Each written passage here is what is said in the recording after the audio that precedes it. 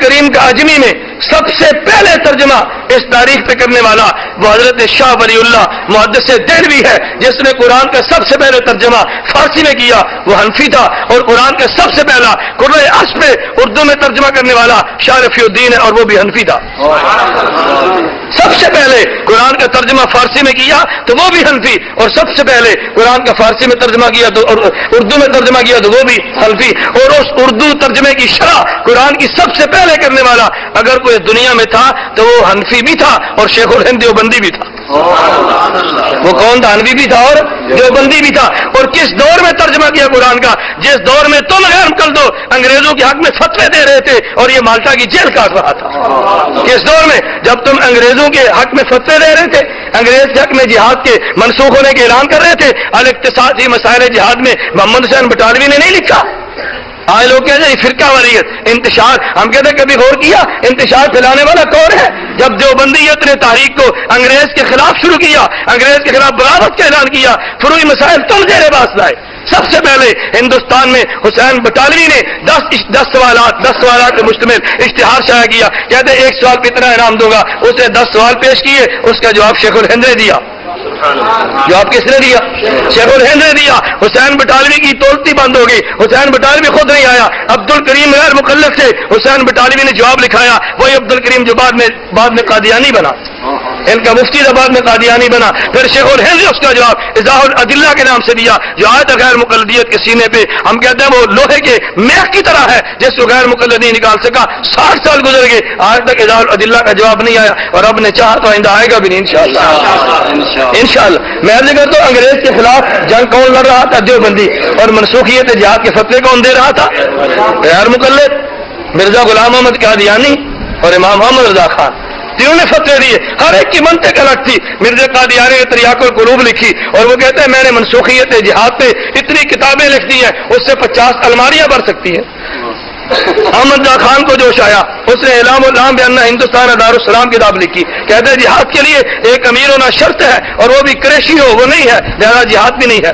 پھر مروڑ اٹھا محمد حسین بٹالوی کے پیٹ میں، پھر اس نے کتاب لکھی الاقتصادی مسائل جہاد، اور پورے ہندوستان کے اس وقت کے غیر مقلد علماء سے دستخط کروائے، اور پھر اس اقتصاد فی مسائل جہاد کے مصنف حسین بٹالوی نے انگریز گورنر کو درخواست دی، اس نے کہا ہم نے اتنی خدمت کی ہے، اقتصاد جیسی کتاب لکھ کے جہاد کی منسوخیت کے فتوے دیے اللہ کے لیے، اب ہمیں وہابی نہ کہو، اب ہمیں اہل حدیث کہو۔ اب ہمیں کیا کہو؟ یہ آپ کہنے میں شاید آپ جانتے ہو کہ یقیناً اصل یہ تھا کہ جب انگریز کے خلاف تحریک چلی اس دور میں انگریز نے علماء حق کو بدنام کرنے کے لیے لفظ وہابی کا لفظ استعمال کیا، لفظ وہابی، اور اتنا بدنام کیا، اتنا بدنام کیا، اتنا بدنام کیا، کہتے ہیں اس وقت 2 عورتیں لڑ پڑیں، 2 عورتیں لڑ پڑی، عورتوں کی لڑائی ہوگی، ایک کہتی ہے میں تیرے منہ سور دیا، دوسری کہتی ہے میں تیرے منہ جوابی تننا، ایک کہتی ہے میں تیرے منہ سور دیا، دوسری کہتی ہے تیرے منہ سے بھابی تننا۔ اب اس عورت کے گھر میں جو اس کی بہو آئی تھی نا نو، وہ بہو کہنے لگی اما ایک گال تے دس، انہیں گال کٹی تیرے منہ میں سور تننا، تو آ کے تیرے منہ بھابی تننا، سور دا تو مینوں پتہ ہے بھابی کی نوانے نے، ماں کہتی پتیے 100 سور رن دے کے بھابی بننا ہے۔ اس قدر انگریز نے اس لفظ کو اس قدر بدنام کیا، اس قدر بدنام کیا، یہ وہابی کے لفظ کن کے لیے تھا؟ مجاہدین کے لیے، اس قدر بدنام کیا۔ کہتے ایک مولوی تھا نا، اور مولوی تھا بدعتی، وہ کون تھا خود سمجھ لو، بدعتی مولوی تھا، وہ اللہ شان، اور ہندو تھا دکاندار، ہندو دکاندار سے وہ سودا لیتا لیتا رہا، 4-5 ہزار قرض چڑھ گیا۔ اس ہندو نے کہا، لالا جی نے کہا حضرت جی مہربانی فرماؤ اب ہمارا قرض اتارو۔ انہوں نے کہا تو بندرا پتر بان میرے کو پیسے نہ مانگ۔ اس نے کہا حضرت جی مہربانی فرماؤ قرض بہت ہو گیا دے دو۔ اس نے کہا اچھا تجھے ہفتے کے دن دوں گا۔ جب جمعے کے دن کا مولوی صاحب انتظار میں تھے، جمعے کا دن آیا تو ملا جی نے مسجد میں اعلان کیا، اس نے کہا لالا بھابی ہو گیا، آئندہ سے سودا نہیں لینا۔ وہ شاخ کی جماعت تھی، عاشق تھے، ان سب لوگوں نے سودا لینا چھوڑ دیا۔ اب لالے کی دکان ٹھپ ہے، دکان چل نہیں رہی۔ لالے نے غور کیا ابھی دکان چلتی کیوں نہیں؟ کسی آدمی سے پوچھا یار میرے پاس گاہک نہیں آتے، اس نے کہا حضرت جی نے فتوا لگایا کہ تو بھابی ہو گیا۔ وہ آیا محلہ کے بعد، کہتا حضرت میں 5000 قرض نہیں لیتا، آپ فتوا واپس لو، فتوا لو واپس۔ مولوی صاحب نے کہا ٹھیک ہے۔ جمعے کے دن آئے تو مولوی صاحب نے جمعے کے دن کہا بھائی اب یہ بھابی نہیں ہے، یہ دوبارہ لالا جی ہندو بن گیا، اس لیے آپ اسے سودا لے سکتے۔ اس قدر انگریز نے بدنام کیا، اس قدر انگریز نے بدنام کیا، اپنے مخالفین کو لفظ وہابی سے تعبیر کیا۔ تو غیر مقلدین نے درخواست کی، انہوں نے کہا ہم نے تمہارے خلاف جہاد نہیں کیا، صدیق حسن خان نے ترجمان وہابیہ کتاب لکھی، کہتے ہیں سب تمہارے خلاف بغاوت کرنے والے حنفی ہیں، ہم حنفی نہیں ہیں۔ اقتصاد فی مسائل جہاد میں حسین بٹالوی نے کہا جہاد منسوخ ہو گیا، ہم وہ لوگ نہیں ہیں، فتوے دیے اور پھر درخواست دی ہمیں وہابی مت کہو، وہابی اور ہم نہیں ہیں۔ پھر باقاعدہ انگریز نے سرکلر کے لیے ان کا نام اہل حدیث رکھا، پھر نام کیا جاری رکھا؟ میں ساتھیوں کہتا ہوں تمہیں اور کوئی کتاب نہ ملے تو پاکستان پنجاب کے BA کے نصاب میں تاریخ پاکستان کے نام سے کتاب شامل ہے، صفحہ نمبر 94 پر عنوان موجود ہے، عنوان اہل حدیث اور مسلک وفاداری۔ پاکستان کی حکومت کے BA کے نصاب میں کتاب شامل ہے، تاریخ پاکستان 1857 سے لے کے 1947 کی پوری تاریخ ہے، اس میں اجمالاً خدا کی قسم اس کتاب علماء دیوبند کا کردار پڑھو، ذرا پڑھو، علماء دیوبند کا بھی ذرا کردار پڑھو۔ ان نے درخواستیں دی، ان کی درخواست کو منظور کر لیا گیا۔ میں گزارش ہی کر رہا تھا، لفظ قرآن کو پیش کیا تو کس نے؟ دیوبندی نے، اور قرآن کی تشریح کی تو کس نے؟ دیوبندی نے۔ ہم کہتے ہیں اللہ تیرا شکر ہے کہ قرآن کے الفاظ کو زندہ رکھا تو نے ہمیں اس کے لیے انتخاب کیا، قرآن کے معنی کو زندہ رکھا تو نے ہمیں انتخاب کیا۔ میرے دوستو، میں کہتا ہوں شیخ الہند نے ترجمہ لکھنے کا آغاز کہاں سے شروع کیا؟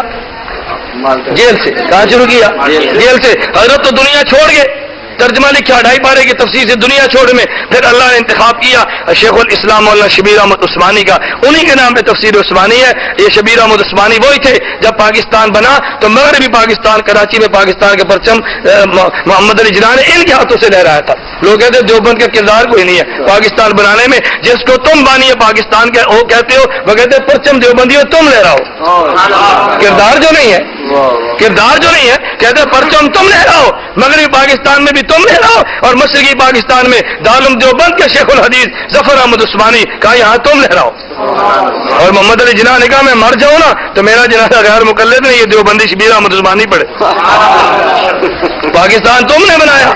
میرے دوستو خیر میں نے عرض کیا انا نحن نزلنا الذکر وانا لہ لحافظون۔ میں آخری بات کہتا ہوں الفاظ قرآن بھی ہم نے محفوظ کیے، قرآن کا معنی بھی ہم نے محفوظ کیا، اور جب امت نے اس قرآن پہ عمل کرنا چھوڑ دیا تبلیغی جماعت کی صورت میں پوری دنیا میں عمل کی تاریخ بھی ہم نے زندہ کی، یہ بھی ہمارے کھاتے میں ہے، تمہارے کھاتے میں تو یہ بھی نہیں ہے الحمدللہ تعالیٰ۔ اسی وجہ سے جلتا ہے نا، اسی وجہ سے پوچھو اس سے بھائی تبلیغی جماعت سے کیا دعوت ہے؟ ان کی پگڑی سے دعوت ہے، داڑھی سے دعوت ہے، لباس سے دعوت ہے، نماز سے دعوت ہے، جرم کیا ہے؟ کوئی جرم نہیں سوائے اس کے احیاء دین کی تاریخ ہے۔ اللہ رب العزت ان مدارس کو آباد اور شاد رکھے، دعا فرمائے اللہ ہم سب کو قرآن کی خدمت کے لیے قبول فرمائے، اللہ میں اس پر عمل کرنے کی توفیق عطا فرمائے۔ وآخر دعوانا ان الحمدللہ رب العالمین۔ سورۃ الفتح میں ہے تاکہ اللہ آپ کے اگلے اور پچھلے گناہ معاف فرمائے۔ رسول اکرم صلی اللہ علیہ وسلم گناہگار کب تھے جو اللہ نے گناہ فرمائے؟ سورۃ الضحیٰ میں اور پایا آپ کو گمراہ پس ہدایت دی حضرت اشرف علی تھانوی۔ آقا اسلام گمراہ کب تھے؟ تفسیر نے جواب ارشاد فرما کر عند اللہ معجور ہوں۔ دیکھیں دو باتیں الگ الگ ہیں۔ پہلی جو بات کہ سورۃ الفتح میں ہے اللہ نے آپ کے اگلے پچھلے گناہ معاف کر دیے، اصل میں یہ ترجمہ تم نے غلط کیا۔ قرآن کریم نے کہا ہم نے آپ کا ذنب معاف کر دیا، تو ذنب کا معنی گناہ آپ نے کیا، قرآن نے تو نہیں کیا، نہیں سمجھے؟ قرآن نے ذنب کا معنی گناہ نہیں کیا، گناہ کا معنی تو ہم نے کیا نا۔ ہم اگر اس کا معنی گناہ نہ کرتے تو بات اور ہوتی نا، یا گناہ کا معنی سمجھ جاتے تو بات اور ہوتی۔ ہم کہتے ہیں کبھی لفظ ایک ہوتا ہے، اس ایک لفظ کی نسبت کے بدلنے سے معنی بدل جایا کرتے ہیں۔ میں آپ سے پوچھتا ہوں لفظ محبت کا معنی کیا ہے؟ پیار ہے۔ لفظ محبت کا معنی کیا ہے؟ اور جب کو ماں سے محبت تو معنی اور ہے، اور جب کو بیٹی سے محبت تو مانا، بہن سے محبت تو مانا، بیوی سے محبت تو مانا، لفظ سے محبت ہی ہے نا، نسبت بدلتی ہے مانا بدل جاتا ہے۔ جب ہم کہتے ہیں زب امتی کا تو مانا اور ہوتا ہے، جب کہتے ہیں زب نبی کا تو پھر مانا اور ہوتا ہے، معنی بدل جاتے ہیں۔